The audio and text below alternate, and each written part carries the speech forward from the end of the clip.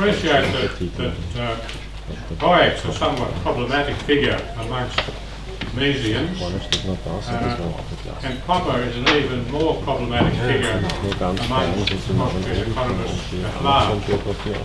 One of my projects is to explain the synergy of the thoughts of Popper synergy of Popper and Austrian economics. And part of this, a major part of this, is the partnership of Popper and Hayek, in particular relating to what Peter Boettke described as Hayek's great project to reframe economics, to restore the broad expanse of economics, the classical period from Adam Smith to Menger, to restore this, he describes an hourglass, the hourglass of economics was broad, it became narrow in the 20th century under the influence of false ideas about science and the intrusion of mathematics and aggregates through Keynesian macroeconomics. And Boettke's take on Hayek is that Hayek wanted to restore the broad scope of economics, to pay attention to dispose of what he called scientism, the false concept of science, to dispose of to correct the abuse of reason by way of constructivist rationalism, and to regain some focus on the framework of economic activity in the institutions, the social framework and the moral framework of society and culture. So that was Boettke's argument, that Hayek moved from a fairly focused technical economics of the trade cycle, monetary theory, to a project of philosophical and social reconstruction. And there were three aspects of this process of reconstruction. There was the attack on scientism, there was the attack on constructivist rationality, and there was a plea for attention to the broader social institutional framework. Now, my point is that in that particular book by Peter Boettke, Popper was not a player. He was relegated to a friend of Hayek. His contribution didn't get any acknowledgement in his partnership with Hayek. But I think Popper was a powerful partner of Hayek. They were friends for most of their lives. They exchanged manuscripts, they admired each other's work, although clearly Popper never learnt enough economics from Hayek or from Mises or from anybody else to avoid some fairly serious missteps in his economic policy proposals. But still, there's a philosophical affinity, and the first part of that is Popper's conception of science, which refutes the concept of scientism. The attempt to import science into the social sciences, which was described as scientism, was based on a false concept of physics. Popper corrected that, as my new colleague John Sardino has turned up, who has a similar project to show how Popper corrected and helped and modified Hayek's views on scientism, to show that a proper understanding of science, a la Popper, gets over the problem of scientism. Now, the second prong of Hayek's project, his attack on constructivist rationalism, Popper conducted the same attack, but he attacked what he called comprehensive rationalism in favour of his own concept of critical rationalism, which essentially boils down to the attitude that you may be right and I may be wrong, and by an effort we can get closer to the truth. And that's very close to von Mises' approach, the critical approach, where he says on page 68 of Human Action, we could be wrong, we just have to keep testing and criticising to hope that we're still standing on solid ground. Moving on to the third prong of Hayek's project, restoring attention to the social institutional framework. Now, this is something that Popper advocated. He advocated it in a few very short paragraphs towards the end of his small book, the poverty of historicism. Now, is everybody here familiar with the poverty? Let's have a show of hands for people who have actually read right through the beginning to end of the poverty of historicism. I think we have 4 hands. 5. Okay. Ready? 6. Sorry, I skipped.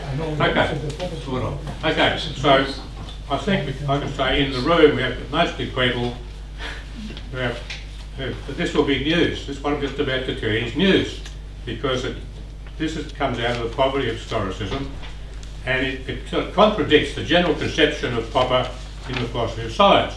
When Popper was debating with Thomas Kuhn, Kuhn said to Popper roughly, well, why don't you adopt some more of a psychological and a sociological approach to why people change their minds about theories.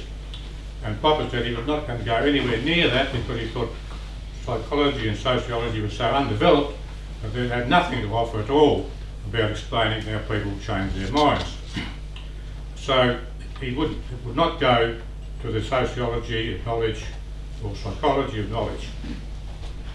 But in the poverty of historicism, discussing how to explain scientific and industrial progress, he criticised Comte and Mill to look towards psychological factors of human propensity to progress. But Popper thought there are other human propensities like forgetfulness and idleness, so he couldn't go to psychological factors to explain scientific and industrial progress. He thought he should look to the social and institutional context, because he said, right, science is a social process. What we call rationality is not so much a human faculty as it's something that emerges through the give and take, or if you like, the free trade in ideas and criticism between people with different points of view. And whatever rationality or objectivity we have is not due to a psychological capacity or our virtue or wisdom. It's because other people can call us to account. If we are clear enough in what we're saying, we can be criticised, challenged, and we can criticise and challenge others. And out of this social process of give and take emerges what we might call the objectivity and rationality of debate and discussion and science and democracy. So having said that, we should look to the social institutional context of science in the back end of the small book, Poverty and Historicism. Popper then returned to his major interests in epistemology, logic, biology, quantum physics, and did nothing to pursue that program of looking at the social institutional framework of science. That was left to other people, friends and colleagues, notably the art historian Ernst Gombrich, Austrian-born scholar, a major figure in his field, a similar generation of Popper. He looked at the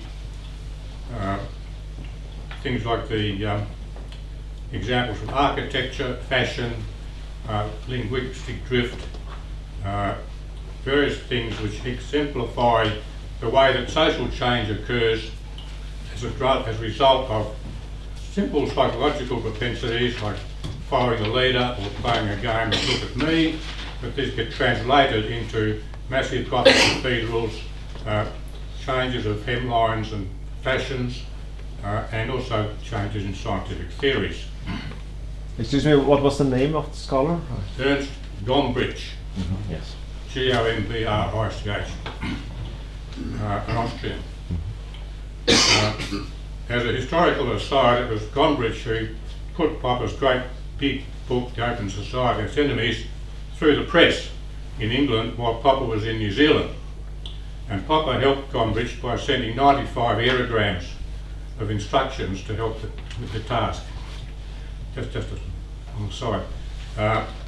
Gombrich has been referred to Saint Ernst on account of the patience that he showed through that amazing performance dealing with Popper's assistance from New Zealand. Now, another man who followed Popper in that regard was Ian Jarvie, British born but mostly living in Canada. He wrote a number of papers applying this social approach or sociological approach or institutional approach. But the most interesting and exciting in some ways is, or was, the economist Gordon Tullock. Now, is everybody here familiar with Gordon Tullock? Gordon Tullock is regarded as one of the great economists who, or the greatest, who never got a Nobel Prize. He probably could have or should have shared it with Buchanan because they both pioneered public choice theory. They wrote the first big books together. But apparently I'm told that Gordon Tullock irritated too many people. So he missed out on the Nobel Prize because he irritated people. That may be true.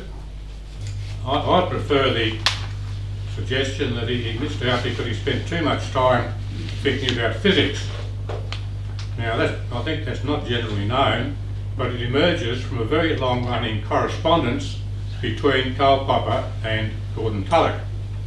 There's a man called Peter Levy at George Mason University who's been a student of Tullock, and in studying Tullock he discovered the Tullock-Popper correspondence, and he found this, we both find this very exciting because what Tullock did, inspired by Popper, who he met at a Volcker conference at Emory College, so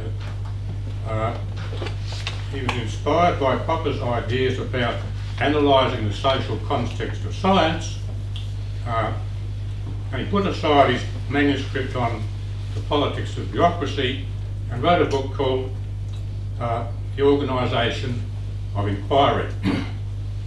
How long do I have? 2 minutes? Okay, well, you got the Organisation of Inquiry, published in 1966, basically describes what's happened in climate science, which has deteriorated to a point where it's basically been driven by politics and propaganda. Now, climate science hadn't been invented when Tullock wrote this book in 1966, but he may have been referring to parts of the social sciences, but he described it, analysed the steps, the progressive steps, where you have too many scientists that aren't interested enough in the truth, and you have the dilution, progressive dilution and weakening of the peer review process, the capturing of this process by factions, the politicisation of this process, the government control of this process by massive government funding for political purposes. The end result is a debacle of alarmism in climate science. And so this was Popper's contribution to the world in this particular area to inspire Gordon Tullock to write this wonderful book, which nobody's taken much notice of, because they will, because they will be told about it. People will be told, people will learn, and the same way people will, I hope, learn about the synergy and the power of the combination of Popper's ideas with Austrian economics. Thank you. Questions, please, for Mr. Champion, or short comments? No one.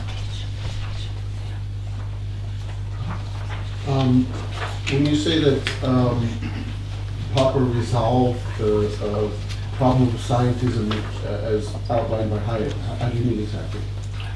Well, the problem of scientism was importing a defective concept of the physical sciences. Now, Hayek didn't really accept that particular picture.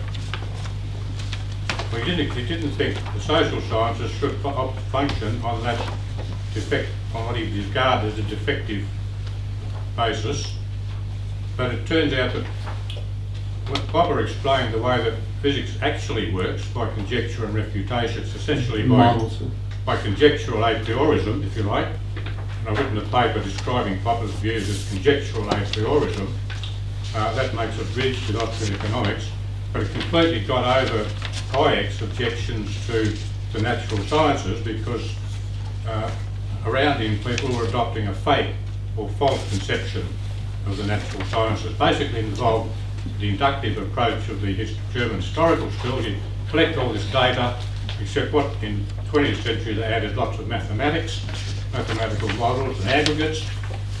And that gave you a very debased form of social science, a very debased form of economics. But if you get rid of the aggregates, you get rid of the inductive approach, if you start doing testing, conjecture, a la physical science, a la Mises, you're okay. Thank you very much.